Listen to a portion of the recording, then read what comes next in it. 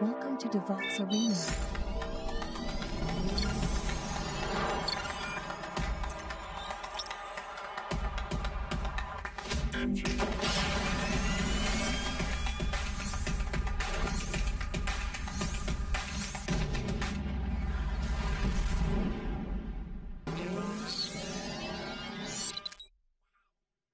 Bonjour, bonjour et bienvenue. Alors, je ne vois pas encore l'image, mais on m'a dit de parler quand j'aurai la lumière dans la figure. Donc, est-ce qu'un jour j'aurai des slides à vous montrer? Oui, maintenant. Ouais, on est content d'avoir des slides. En parlant de slides, comme j'aime partager et que je pense que l'information doit circuler, petite déformation professionnelle sûrement, vous avez les slides en PDF dès maintenant à retrouver sur GitHub. J'ai un petit jeu pour vous, malheureusement il est peut-être facile, tant pis, c'est me dire à la fin qu'est-ce qui est représenté sur cette image et où se trouve cet objet actuellement. Quoi qu'il en soit, au programme aujourd'hui, j'aimerais qu'on parle de la documentation, mon sujet favori. On va parler d'architecturer, c'est-à-dire d'organiser la documentation, de produire la documentation, de l'écrire. Et une fois que vous avez fait tout ça, est-ce qu'on peut encore l'améliorer? Je suis ravi cette année de voir à Devoxx qu'il y a 4 ou 5 talks sur la documentation. Vraiment, ça me fait chaud au cœur, je me sens beaucoup moins seul, sachez-le. Quand j'ai présenté notre outil de documentation technique à une collègue, elle m'a dit « La documentation, c'est vraiment très chiant, mais ta présentation était intéressante. J'espère que vous aurez la même expérience qu'elle aujourd'hui. » Tout d'abord, on va plonger dans le vif du sujet. Quand je me présente à des développeurs et développeuses et que je dis « je m'occupe de documentation », ils me parlent tout de suite des commentaires de code. Donc, on va parler du mythe du code auto-documenté très rapidement. Il y en a qui me disent « le code, il a été dur à écrire, il faut qu'il soit dur à lire. Moi, je ne mets pas de commentaires. » Pourquoi pas? Pourquoi pas?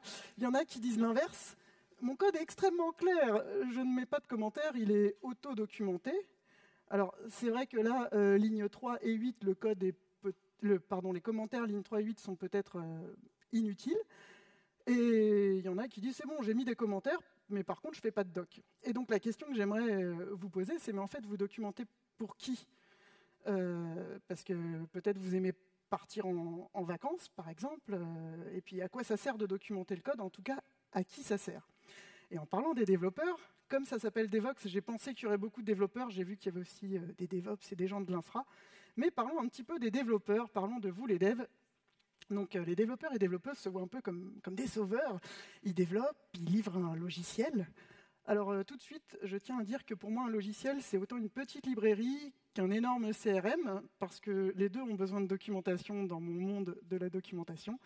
Voilà. Et donc, ils produisent un logiciel, et puis après, qu'est-ce qui va se passer pour les utilisateurs et utilisatrices? Ils vont l'installer, s'en servir, et ça va bien se passer. Alors, moi, ça se passe bien, par exemple, Firefox, je l'ai installé à toute ma famille, ça se passe très bien. Mais en réalité, des fois, les utilisateurs et utilisatrices ne savent pas que le logiciel existe, et puis, des fois, ils ne savent pas à quel problème ça répond. C'est vrai que il y a un petit souci avec le nommage, je ne sais pas si vous avez remarqué. Moi, j'ai trouvé des super logiciels qui s'appellent Clémentine, Banshee, ou par exemple Vivaldi, Opera, peut-être c'est des logiciels pour la musique, bref, Luciole. Donc le nommage, ça peut être un problème. Et on sait que c'est une des deux choses les plus difficiles en informatique, si vous voyez ce que je veux dire. Ensuite, une fois qu'on a information que le logiciel existe, qu'on l'a récupéré, on va l'installer, et pareil, ça va bien se passer. Éventuellement, on va le télécharger et lancer le wizard, ou payer, recevoir le CD dans la boîte aux lettres, ou alors après 1999, peut-être se créer un compte en SaaS et avoir les fonctionnalités limitées, ou durant un temps limité, ou les fonctionnalités limitées. Les utilisateurs et utilisatrices sont accompagnés par un getting started, un fichier d'install, une liste des prérequis. Des fois, il y a des bugs, ça arrive. Donc, qu'est-ce qui va se passer? Les développeurs et développeuses se disent, s'il y a des bugs, ils vont contacter le support, on a un support, ils vont m'envoyer un email, j'ai mis mon contact. Ou alors, le projet est open source, ils vont ouvrir une issue GitHub ou GitLab. En fait, quand il y a des bugs, les users, ils abandonnent, ou ils se plaignent sur Twitter, ou maintenant Mastodon, tout simplement. Et je vous rappelle que plus il y a de code, plus il y a de bugs, donc il y en aura, pas de souci de ce point de vue-là. Du coup, c'est un peu déprimant toute cette affaire. Et face à ce constat déprimant, j'ai envie de vous dire, mais quand vous êtes utilisateur ou utilisatrice d'un logiciel, qu'est-ce que vous attendez et comment ça va se passer? Et c'est finalement le vrai sujet de cette documentation, de se mettre à la place de ce que les users veulent. Alors, je m'appelle Sarah Chaim-Lubchansky, comme ça s'écrit, comme ça se prononce. Dans des temps immémoriaux, j'étais développeuse PHP, et puis j'ai bifurqué vers le technical writing. J'ai écrit la doc pour les logiciels que produisait mon entreprise à ce moment-là. Et aujourd'hui, j'ai un titre qui en jette chez Bedrock Streaming. Je suis Documentation Architect. Donc en fait, j'aide mes collègues à écrire et à produire la meilleure documentation possible en les outillant, en leur donnant des idées de process, en les aidant. Deux autres petites choses sur moi, j'aime les Monty Python de tout mon cœur, j'aime faire du vélo. Je remercie d'ailleurs mon collègue Tom qui a généré cette image avec Midjourney qui me représente. J'aime manger des pizzas, j'aime apprendre des choses. Alors je suis ravie d'être en conférence parce que j'apprends toujours énormément. J'étais accro à Twitter. Maintenant je suis accro à Mastodon, même poison, différentes bouteilles. Et puis, pour cette conférence, j'ai trouvé un petit hashtag, une idée de hashtag, SauveUnDev écrit une doc. Donc je me suis dit, on peut l'utiliser. En plus, vous pouvez abréger en SUD, EUD, SUDED. Bon, voilà. J'essaye de lancer un mouvement, pourquoi pas. On va donc parler d'architecture. Pourquoi j'en parle en premier? Parce que je vous prends pour des gens bien, et non pas des jambons. Et je pense que vous avez déjà de la doc. Comme vous avez déjà de la doc, vous avez du contenu et vous allez vouloir le ranger. Et une chose importante à propos de la doc, c'est que ce n'est pas un roman. Même moi qui lis énormément de la doc, qui en lis en masse, qui en lis tout le temps, qui lis des fois toute la doc d'un projet, je ne m'attends pas à un plot twist, je ne m'attends pas à du suspense. Donc on lit la doc, mais avec un but. Et laissez-moi vous introduire une notion hyper importante qui est le contexte. Le contexte, c'est finalement la situation dans laquelle on est et le besoin métier qu'on a en lisant la doc. Alors la situation dans laquelle on est, ça regroupe aussi les compétences et les connaissances qu'on a, si on est dev, sysadmin ou DevOps. La situation dans laquelle on est, c'est différent si on est d'astreinte et qu'on a besoin de consulter une documentation pour régler un problème rapidement, que si on explore un nouveau logiciel qu'on va peut-être utiliser et on essaye de savoir s'il va convenir, ou alors si on a un data center en feu, par exemple. Coucou OVH. Je sais qu'ils ont un stand, donc. Et puis au niveau du besoin, donc voilà, ça peut être ajouter la librairie ou en faire le cœur de votre projet, c'est très différent. Et puis aussi, quand je me présente et que je dis que je m'occupe de doc, on me dit, mais du coup, la doc, c'est les commentaires de code. Oui, ça fait partie de la doc. N'oubliez pas qu'il y a aussi la partie guide, les explications. La référence d'API, souvent, ça c'est facile de penser que ça fait partie de la doc, parce qu'en plus, on la génère, donc il n'y a vraiment pas trop d'efforts en plus du code, on va dire. Mais vos fichiers README aussi, ils font partie de la doc. Les tutos que vous écrivez, ils font aussi partie de la doc. Et puis, les release notes sont souvent oubliées, mais pour moi, elles font partie de la doc. Elles donnent des informations importantes. Donc, prenez soin de vos release notes, s'il vous plaît. Alors, pourquoi on veut ranger la doc? Parce qu'on veut orienter l'utilisateur, l'aider. Comment on peut ranger la doc? J'ai des propositions à vous faire. Et j'ai été voir le talk de, je sais que c'est Lucas son prénom, je me souviens plus de son nom de famille de ce matin, qui en a aussi parlé, mais c'est pas grave, parce que plus on en parle, plus vous retiendrez. Donc je n'hésite pas à en reparler. On peut ranger la doc par type de contenu, et je vous en reparle pendant 2-3 minutes un peu plus longuement après. Et puis, on peut aussi ranger la doc par contexte, si on est d'astreinte ou si on cherche à explorer. On peut faire deux docs différentes. Par fonctionnalité, typiquement, si vous avez une application qui s'occupe de SMS, il peut y avoir différentes fonctionnalités avec l'envoi d'un SMS régulier, l'envoi d'un SMS auquel il faut répondre parce que c'est un choix, l'envoi d'un SMS concours ou publicitaire où il y a une réglementation différente et peut-être techniquement il y a des choses différentes à faire. Bon, vous pouvez aussi l'arranger par ordre alphabétique, mais je ne vous recommande pas du tout ce rangement. Par contre, j'aimerais qu'on s'attarde un petit peu sur le framework Diataxis. Quand je dis framework, ça n'est pas au sens développeur du terme, c'est-à-dire c'est vraiment un guide, une aide de travail. Donc ce framework propose de ranger par type de contenu et propose 4 types de contenus. Ce qui est plutôt intéressant pour votre cerveau, qui est déjà chargé de beaucoup d'infos. 4, vous allez les retenir, ça va très bien se passer. L'idée, c'est que vous allez prendre les infos de votre doc et vous allez pouvoir les ranger dans un des 4 types de contenus. Donc dans les types de contenus, je vais commencer par en bas à droite. Le plus simple à appréhender, je crois, c'est la référence. C'est des informations, l'API, le ref d'API, le glossaire, tout ce qui est dictionnaire, catalogue d'informations se range là-dedans. Et en orange, c'est bien marqué que c'est orienté information. Comme vous voyez, ce cadran est divisé donc en 4 avec sur la gauche tout ce qui est acquisition, c'est-à-dire apprentissage, acquisition de connaissances. Sur la droite, application, donc mise en œuvre des dites connaissances. Et puis en haut et en bas, on a la différence entre action, ce qui est actionnable, qu'on peut utiliser, et cognition, ce qui est plus de la théorie. Donc référence, c'est application pratique, mais des choses qui sont plutôt de la ref. À gauche, vous avez orienté compréhension explanation, ce que j'ai appelé guide tout à l'heure. Et puis en haut, vous avez les tutorials, c'est les how-tos, la petite diff, et qui est bien présentée ici, j'ai envie de dire. Je vais commencer par les how-tos. C'est orienté tâche, il y a un but. Et c'est par exemple comment obtenir mon token pour m'authentifier à l'API. Ça, c'est un how-to. D'ailleurs, on entend le comment how-to, petite astuce. Alors que les tutos, c'est prendre de A à Z quelqu'un, l'amener de A à Z pour lui apprendre quelque chose. Par exemple, paginer les informations qui me reviennent de l'API avec mon CMS, comment je vais faire, et on vous apprend pas à pas à le faire. Et donc, vous me dites, bah, très bien, mais comment ça marche en vrai? J'ai trouvé 2 exemples, enfin, j'ai choisi de ne vous présenter que 2 exemples de projets utilisant ce rangement. D'abord, Kubernetes. J'ai un petit sondage sur comment ça se prononce, quoi qu'il en soit. À gauche, dans le menu, vous avez le Getting Started. Lui, c'est le tuto originel, on l'a extrait des tutos. Et en dessous, vous remarquez Concepts. Donc ça, c'est la partie Explanation qui était en bas à gauche. Tasks, c'est la partie How To, qui était en haut à droite. Tuto en haut à gauche, sur le cadran précédent. Référence, et comme c'est open source, il y a en plus une rubrique Contribute. Et puis, un autre exemple. Alors, cette copie d'écran date d'il y a 2 ans, car depuis, ils ont rajouté des trucs sur l'IA et un playground. Quoi qu'il en soit, il s'agit du MDN, Mozilla Developer Network. Et dans le menu qui est tout en haut, on voit références et guides, mais il n'y a pas les tutos et les how-tos.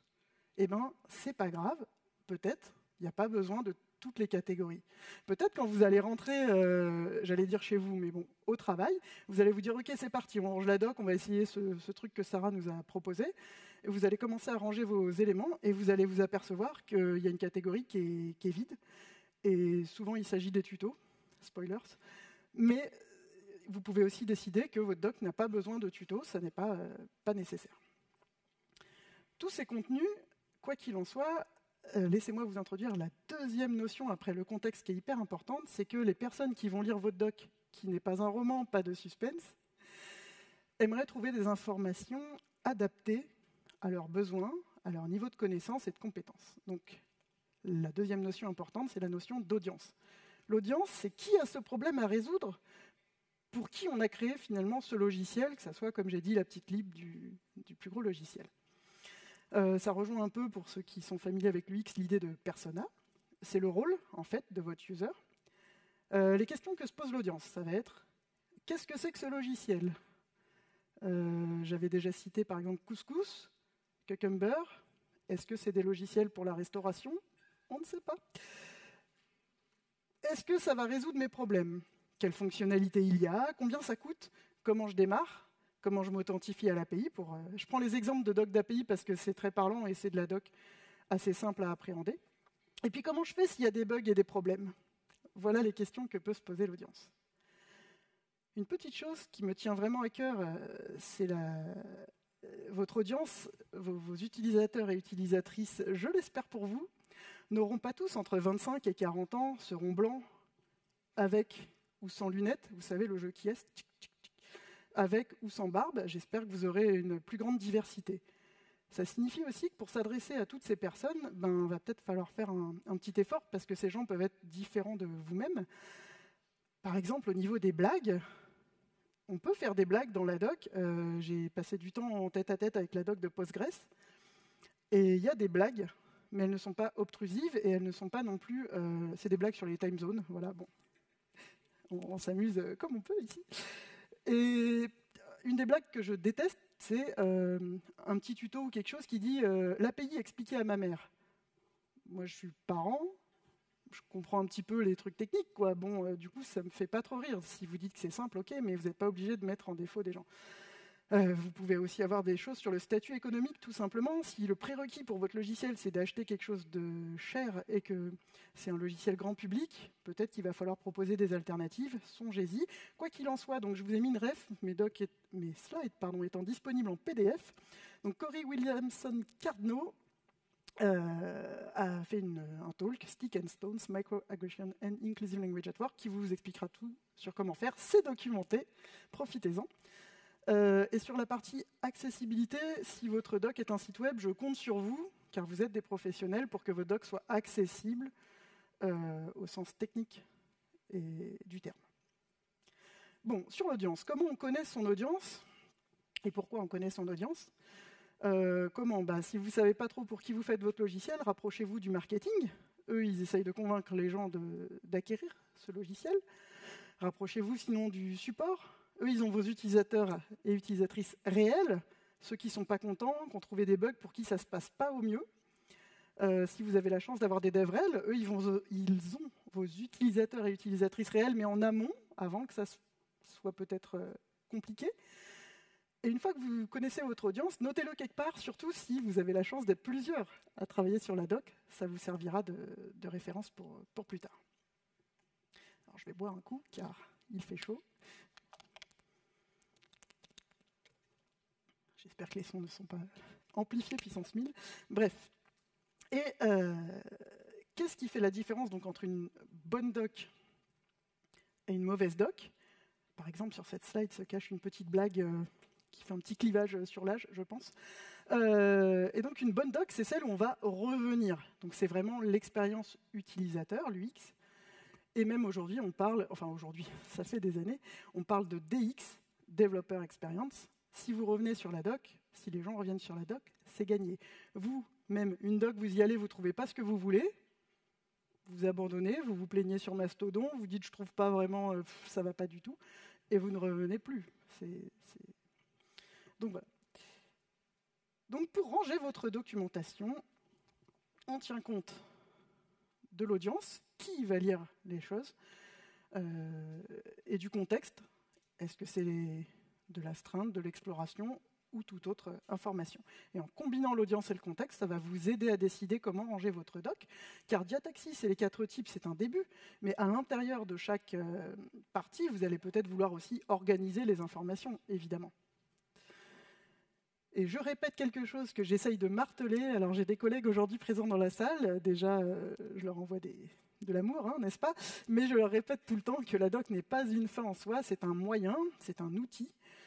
Et par exemple, est-ce que vous visseriez sans tournevis comme ça, à la main? Peut-être, je ne sais pas, avec votre couteau. Est-ce que vous monteriez un meuble Ikea sans notice? Alors j'en vois qui font oui. On va se contacter parce que j'ai des meubles Ikea à monter.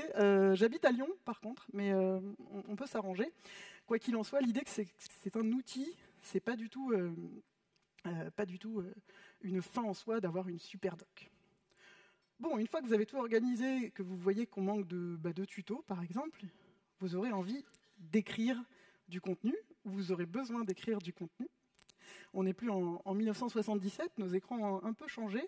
Et à chaque fois que j'ai postulé pour travailler quelque part, surtout dans la partie doc technique, on m'a dit, nous, on veut une doc d'API aussi bien que celle de Stripe.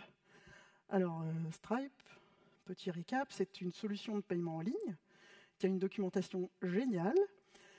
Et la documentation de Stripe a ceci de particulier qu'en fait, une fois que vous êtes connecté, tous les exemples sont vraiment sur mesure. Vous pouvez copier-coller le code, ça marche. Vous pouvez télécharger des éléments. Tout est vraiment sur mesure. Je pense que c'est le meilleur mot. Alors évidemment, on peut faire une doc aussi bien que celle de Stripe, mais peut-être pas tout seul. J'ai donc été sur LinkedIn faire cette recherche juste avant de venir, pour savoir combien de personnes se revendiquaient travaillant sur la doc. Donc j'ai cherché Technical Writer, qui est le métier j'écris de la doc, en étant actuellement chez Stripe. Et si vous arrivez à lire, j'ai trouvé 76 personnes qui disent oui, moi je travaille sur la doc chez Stripe, c'est mon métier. Voilà, donc si vous voulez recruter quelqu'un plus 75 personnes, je pense que vous aurez une doc aussi bien que celle de Stripe. Allez-y, je vous en prie. Quoi qu'il en soit, ce que je veux montrer là-dedans, donc il y a 2 ans, j'avais demandé à quelqu'un qui travaillait chez Stripe, et il disait oui, mais c'est vrai qu'on est 35 à travailler sur la doc. Parce que dans leur doc, il y a ceux qui écrivent et ceux qui ingénierient la doc. Ils ont un système complet de doc. Ils ont un logiciel de doc fait maison. Mon propos là, c'est surtout de dire que si vous investissez du temps ou des personnes, des ressources sur la doc, bien sûr que sa qualité va augmenter. Qui l'eût cru ? Laissez-moi vous parler aussi de la relation entre les développeurs et la doc. Donc, j'aimerais vous parler quelques secondes de Kelsey Hightower, qui est une personne qui travaille sur Kubernetes. Je vais l'éviter avec ce mot à chaque fois. Qui a écrit un tuto Kubernetes de hard way et qui a modélisé la developer loop. C'est qu'est-ce que font les développeurs confrontés à un bug. Petit 1, ils essayent de comprendre quel est le problème. Petit 2, ils vont sur Stack Overflow, qui n'existe peut-être plus maintenant. Donc petit 2, ils cherchent une solution, ils cherchent des éléments de réponse en demandant à leurs collègues, en lisant la doc, on l'espère du moins. Petit 3, ils vont tester les solutions qu'ils ont trouvées, peut-être en pré-prod, staging, dans un environnement un peu secure pour le code. Et petit 4, ils vont publier leurs solutions. Alors ce qui m'intéresse, c'est l'ajout que Kelsey Hightower a fait, puisqu'il a modélisé une writer loop des gens qui écrivent de la doc. L'idée, c'est de dire que, petit 1, les gens qui écrivent de la doc essayent de comprendre le problème, de se dire comment on va résoudre ce problème. Les gens n'arrivent pas à installer le logiciel à telle étape, ils butent. Tout le monde nous appelle au support pour vraiment ce problème. C'est récurrent, peut-être la documentation peut être une aide à avoir moins de tickets support. En 3, ils vont utiliser des Common Design Patterns. On peut appeler ça des templates de doc pour écrire la solution en 4 et la publier. Et ce qui m'intéresse dans ces boucles, et là je vais révéler au monde mes talents de design, êtes-vous prêts ? C'est qu'on peut associer ces 2 boucles et que la boucle d'écriture de doc répond à la partie 2 de la boucle du développeur qui cherche à résoudre ces bugs. Voilà. Donc tout est unifié, tout est un. Une question qu'on me pose aussi souvent sur l'écriture de doc, c'est qu'est-ce que tu préconises, Sarah, comme langage ou comme format de doc ? Franchement, toutes ces questions qu'on me pose, bien sûr, j'ai une réponse, 42. Quoi qu'il en soit, j'ai surtout des questions en retour à vous poser qui sont qui va écrire la doc et la maintenir ? Par exemple, si votre équipe produit décrit les features dans la partie explanation, et qu'ensuite votre équipe support va retoucher ces explications ou rajouter des tutos, et qu'aussi vos développeurs vont écrire une référence d'API. Ça fait plusieurs personnes qui vont contribuer à cette documentation, et peut-être que choisir des outils, c'est penser ça pour ces personnes-là, pour les aider. Donc j'essaye de répondre à cette question tous les jours pour mes collègues de Bedrock. Et ce n'est pas si aisé, mais posez-vous aussi ces questions. Et en parlant d'écriture, bon, c'est bien tout ça, arrêtons de tourner autour du pot. Comment on écrit une page de doc ? Si je pense à l'audience et au type de contenu, je vais me dire, alors, je voudrais écrire pour des sysadmins un tuto d'install de cette solution de monitoring. Et du coup, si j'écris tutoriel d'installation de monitoring pour les sysadmins, j'ai déjà le titre de ma page et donc ça me fait un but. Et donc je peux dérouler. Bon, peut-être que vous n'aimez pas écrire ou que vous n'êtes pas familier, aisé avec l'écriture. Dans ce cas-là, eh bien, je vous propose d'utiliser un résumé. Bon, bah alors, on télécharge, on dépile, et puis après, on les range au bon endroit et on change les paramètres. Et ensuite, d'étoffer ce résumé. Si jamais, pour la partie résumé, j'ai remarqué peut-être qu'il est dans la salle, quelqu'un dénommé donc Moussine Boutinzé, qui vendredi à 12h35 parlera de interagir avec votre doc technique via l'IA. Donc peut-être pour cette partie, adressez-vous à lui, vendredi, midi. Et si vous êtes toujours bloqué, eh bien faites comme Ida Roth, changez Au lieu de taper au clavier, prenez un papier, un stylo, je sais, c'est différent, un tableau blanc, un tableau... ou faites comme le doc programming, parlez-en à votre canard en plastique. Et puis, bien sûr, utilisez des templates, encore une fois. Ce n'est pas un roman qu'on écrit, on est plutôt sur la partie recettes de cuisine. On s'attend à trouver les mêmes choses dans la doc. On ne lit pas la doc, on la scanne, on recherche, on veut extraire l'information. Pas de suspense.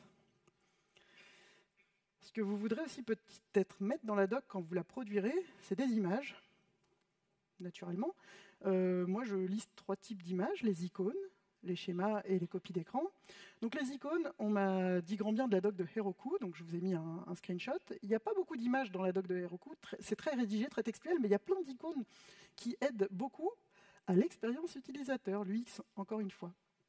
Pour les schémas, alors même si moi j'ai des qualités graphiques incroyables de schémas, n'est-ce pas, les schémas, l'intérêt, c'est que vous pouvez représenter des systèmes entiers et complexes, ou zoomer sur une partie, ou faire les deux.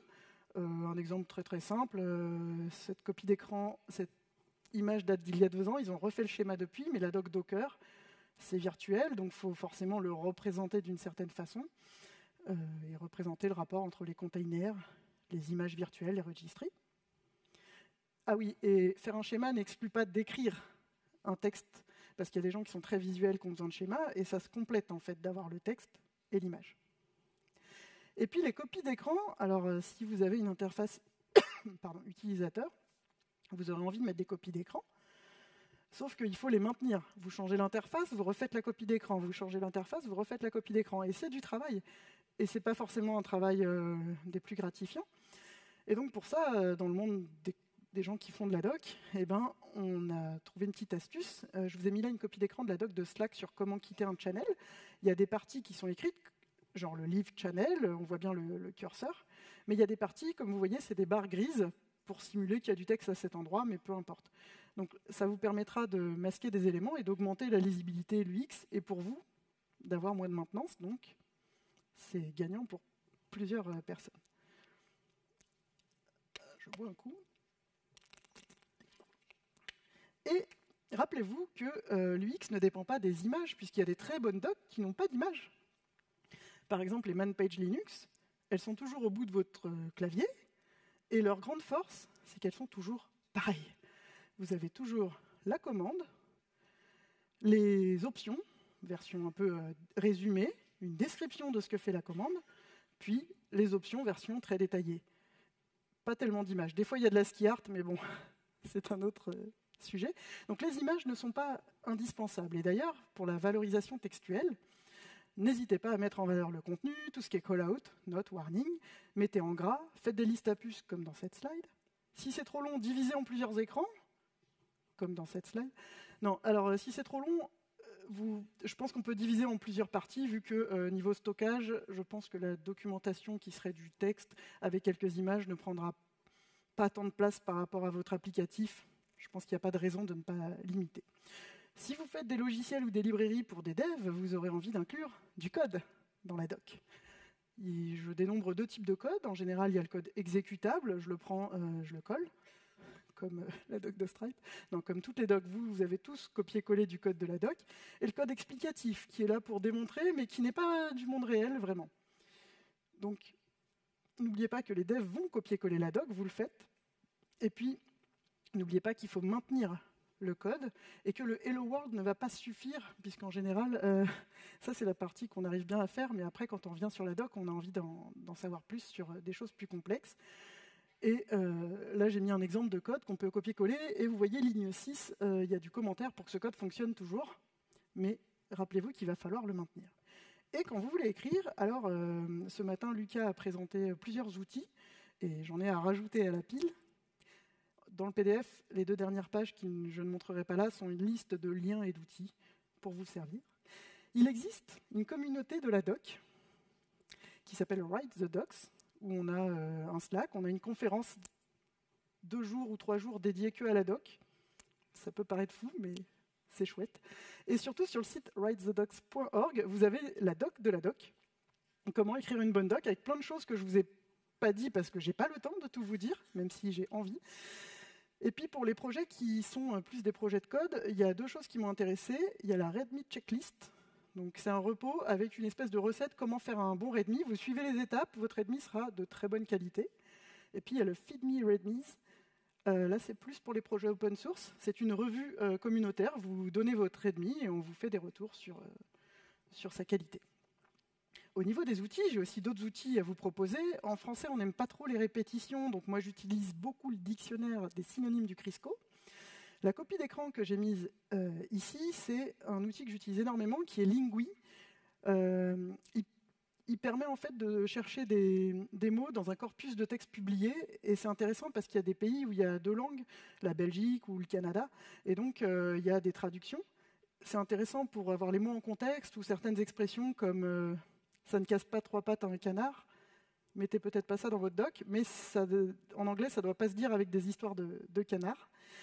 Bon, le Collins Dictionary, qui est mon dictionnaire préféré. Et oui, j'ai un dictionnaire préféré, pas vous. Word Reference, qui est un endroit où les gens discutent sur des forums du sens des mots. Là, c'est si vous faites des traductions, peut-être, de doc.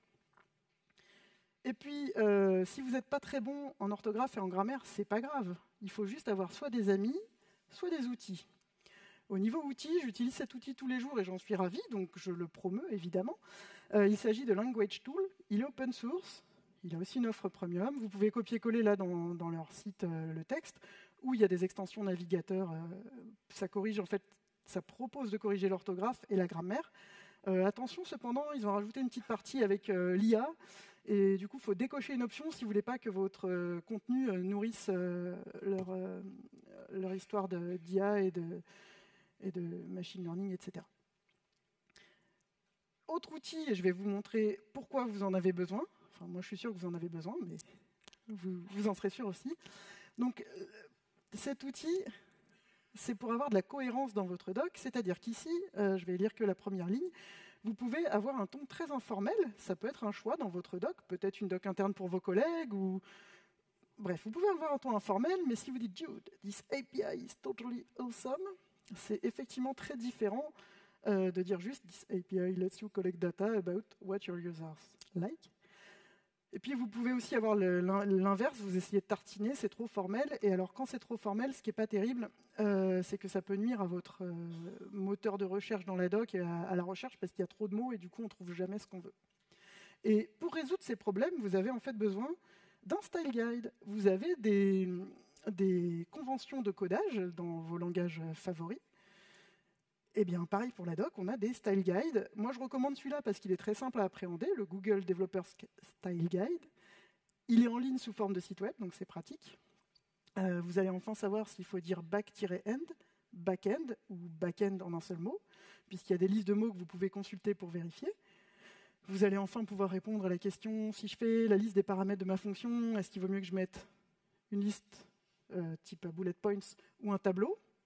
Spoiler, une liste, mais vous allez pouvoir répondre à ce genre de questions. Une fois que je vous ai raconté tout ça, et que vous avez donc architecturé et écrit, vous dites très bien, qu'est-ce qu'on peut faire d'autre? L'hydratation. Eh bien, qu'est-ce qu'on peut encore améliorer? Donc, je répète, je vais le marteler jusqu'à la fin de ma carrière. La documentation, c'est un outil, ça n'est pas un roman. Le but, pour les gens qui la consultent, c'est de gagner du temps, d'apprendre des choses. Et donc, on s'attend à trouver des trucs dans la doc pour gagner du temps et se repérer mieux. Si vous avez plusieurs versions concomitantes, concurrentes du même logiciel, vous allez devoir proposer à l'utilisateur et l'utilisatrice de changer de version. J'ai mis 3 copies d'écran, Docusaurus, ça m'intéressait parce qu'ils ont une version, on va dire bêta, Canary, et puis ils ont aussi les versions archivées, qui proposent, si vous voulez consulter la doc archivée. Python m'intéressait aussi, puisque si vous avez déjà touché à ce langage, vous savez qu'on a la version 2.7 qui cohabite avec la version 3, puisqu'ils ont fait un gros changement dans le code. Et puis, comme récemment, je me suis intéressé à Postgres. Postgres, ils n'ont pas de menu déroulant, c'est juste des liens. Et pareil, il y a les versions supportées et les versions non supportées. Donc ça, c'est de l'UX, tout bêtement. Et si le CMS de votre doc, le truc qui gère le contenu de votre doc ne le propose pas, il faudra peut-être l'implémenter. Une autre question que je me suis posée, et je me suis renseigné ce matin, sur ce sujet, si jamais vous avez un produit justement qui n'est plus supporté, voire un produit legacy, est-ce que vous voulez laisser la doc du produit legacy présente sur Internet ou à côté de votre doc? Est-ce qu'il n'y aura pas un impact sur la vie de votre projet actuel d'avoir la doc legacy? Par exemple, on m'a parlé de la command line d'AWS V1 versus V2 versus V3. Si l'utilisateur cherche des choses et ne trouve mieux le legacy, mieux la doc du legacy parce qu'elle est mieux référencée en termes de SEO, ça va peut-être nuire à votre nouveau projet. Donc pour l'UX, c'est pas terrible. Et à ce propos, donc je vous propose d'avoir toujours de la documentation à jour. Si vous le pouvez, mettez la date de mise à jour si elle est à votre avantage. Mais moi, ça me rassure de voir que la doc a été mise à jour récemment. Si la doc est périmée, eh bien, vous pouvez la supprimer ou l'archiver si le système le permet. Et un truc hyper important, malgré tout le design de Devoxx cette année, le futur n'existe pas encore. Et donc, on ne documente pas le futur. On documente ce qui existe, ce qui est là. Votre roadmap, c'est autre chose. On documente ce qui existe, ce qui est sorti et disponible. Et d'ailleurs, en parlant de SEO, eh bien, pour trouver des infos dans la doc, vous pouvez faire le travail d'architecturer. Ça arrangera ceux qui cherchent des infos, mais aussi ceux qui les écrivent, pour savoir à quel endroit ils écrivent dans la doc.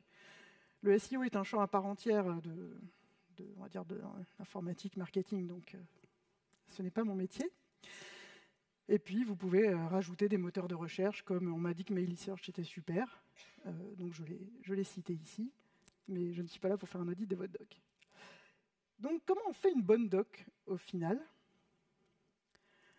Eh bien, si votre métier n'est pas d'écrire de la doc, n'est pas tech writer, pour faire une bonne doc, ce que je vous propose, c'est de copier vos docs préférés. Encore une fois, ce n'est pas un roman, il ne va pas y avoir des histoires de plagiat. Vous pouvez très bien vous dire « Oh, ils ont architecturé comme ça, très bien. Ah, ils ont mis un tuto séparé pour cette version d'OS. Malin, moi aussi, je vais faire pareil. » Vous pouvez suivre un guide, comme le Diataxis Framework ou un autre guide. Ce matin, Lucas présentait ARC42, par exemple, qui est une autre façon d'appréhender la documentation. Et donc, ce que je veux vraiment, vraiment vous dire, c'est, et je vais boire avant de le dire, c'est que la documentation, c'est un outil de communication. Ça prend du temps. Le nommage du logiciel, comme j'en parlais au début, est important pour qu'on le trouve et qu'on sache ce qu'il fait, même si tous les mots sont apparemment des logiciels aujourd'hui. La documentation, c'est aussi important et ça mérite votre temps. Et la documentation est vraiment dans le champ de la communication et ce que vous donnez à voir de votre logiciel. Donc, ça vaut le coup de prendre du temps. Et donc, pour répondre à mon titre, en quoi la documentation va-t-elle sauver les devs ? Eh bien, finalement, ça va leur faire gagner du temps. Ça va être une réelle aide pour eux si votre documentation a une meilleure qualité. Ça va communiquer vos choix. Pourquoi vous avez fait de cette manière, quelle est l'histoire et l'historique de votre logiciel, et ça a des impacts sur le logiciel aujourd'hui. Et ça va apprendre les best practices, les bonnes pratiques sur comment on fait avec votre logiciel. Je vous remercie de votre attention.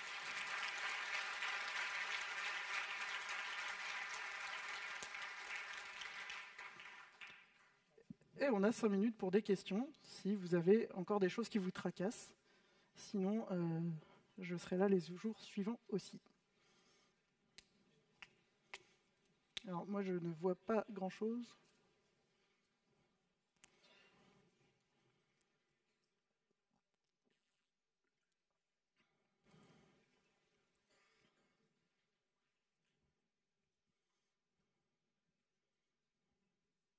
Bonjour, merci pour ce talk. Je voulais savoir, en termes d'outils collaboratifs de documentation, qu'est-ce que vous préconisez ? Alors, les deux questions que je vais poser, c'est pour qui cette doc ? Parce que je peux préconiser aussi bien Google Docs que GitHub, mais publics différents et personnes qui écrivent différentes. J'ai plus de questions que de réponses. Ah oui, je pense que c'est une bonne réponse, parce que c'est vrai que on va pas créer une doc d'installation technique pour un end user, ça n'a pas forcément de sens, quoi. Okay. Mais pour collaborer, si le but c'est juste collaborer et créer des diagrammes, c'est un peu différent de collaborer et créer une doc exportable en PDF, ou de collaborer sur un site web, ou d'avoir une doc près du code parce que les users, c'est des développeurs. C'est pour ça que j'ai envie à chaque fois de reposer des questions sur audience, contexte. Merci. Voilà. Merci. Oui. Bonjour, merci pour la présentation. Alors nous, aujourd'hui, on est confronté à un autre problème, c'est qu'on a plein de docs, mais dans plein d'outils différents. Et donc, dans tel outil, c'est plus stylé, on voit mieux, il y a des icônes, etc. Dans d'autres outils, Confluence, c'est des grosses pages de texte. Et donc, aujourd'hui, on se dit, où est-ce qu'on va mettre ça? Et ce serait bien, en fait, que ce soit à un seul endroit. Donc, est-ce que c'est tout simplement se décider sur un endroit où on va tout mettre? Ou, je ne sais pas, comment est-ce qu'on peut résoudre ce problème, en fait?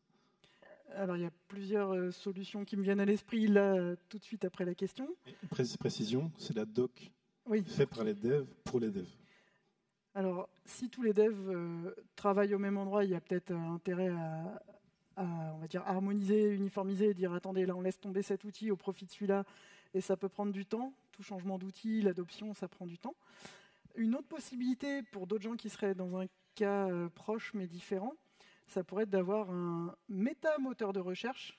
Moi, j'aimerais bien faire ça pour mes collègues. Un endroit qui me permettrait de chercher partout et que les personnes puissent continuer. Comme je dis, la doc, c'est un outil, donc je veux avoir mon tournevis et que ça soit pratique. Et que les personnes, donc les développeurs et développeuses, puissent continuer à documenter dans leur outil favori, près du code, page Confluence, mais qu'au final, il y ait un endroit où on se dit, OK, si je recherche là, et d'ailleurs, il va me dire, ah, cette info, elle est à cet endroit. Cette info, elle est à cet endroit. Et on peut effectivement dire, on bascule tout sur un outil. Ça peut être des questions de coût de licence, parfois, parce que ça peut être des questions pas que de coût de licence, mais d'architecture, avec des triggers qui déclenchent la publication et la génération de doc. Donc voilà ce qui me vient à l'esprit sur cette question.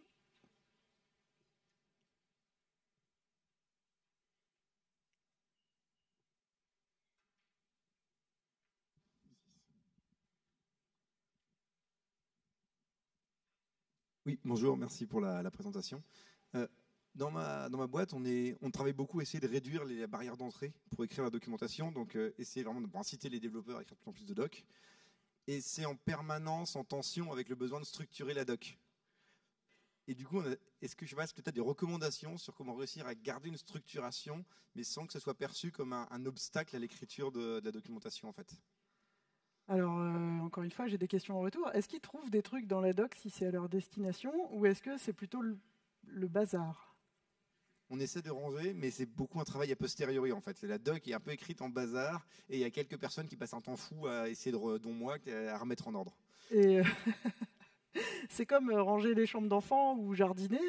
C'est vrai qu'il vaut mieux le faire en amont ou au fur et à mesure. Les réponses que j'aurais, c'est ça coûterait cher aux gens de dire « Ok, je vais écrire la doc directement au bon endroit ». Parce que ce que j'ai pas trop dit, parce que j'aime vraiment le framework Gataxis, c'est qu'une fois que vous aurez rangé dans des grandes catégories, vous aurez peut-être envie de faire une double entrée, peut-être par des facettes, avec des systèmes, j'en sais rien, je vais dire, on parlait de Confluence, des systèmes de mots-clés, qui réunissent plusieurs choses, qui peuvent être dans plusieurs catégories, mais qui ont un sujet commun. Donc moi, j'ai toujours envie de dire, dans ce cas-là, j'essaierai d'appuyer sur de l'automatisation en disant, d'accord, tu continues à écrire à cet endroit, tout ce que tu écriras va être directement envoyé à cet endroit, mais à condition que toi, tu fasses attention de dire, ça par contre, c'est un tuto. Ça touche le sujet A, le sujet B, et comme ça part directement au bon endroit. Ça serait pour vraiment faciliter et adoucir la vie de mes collègues, mais parce que moi, mon travail, c'est la documentation. Je ne m'occupe pas d'autre chose. Je ne fais pas du dev en plus de m'occuper de la doc, par exemple. Merci.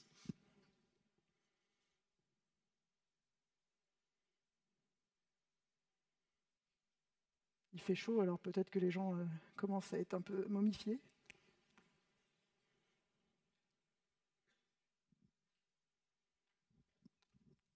Bonjour, merci.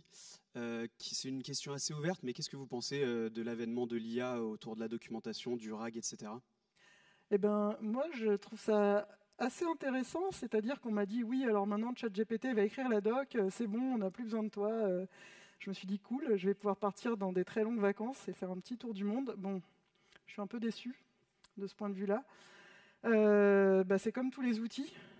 J'ai vu que cette année, il y avait plein de talks sur l'IA, les LLM. Et je trouve ça intéressant d'avoir des outils supplémentaires. C'est exactement comme pour la traduction.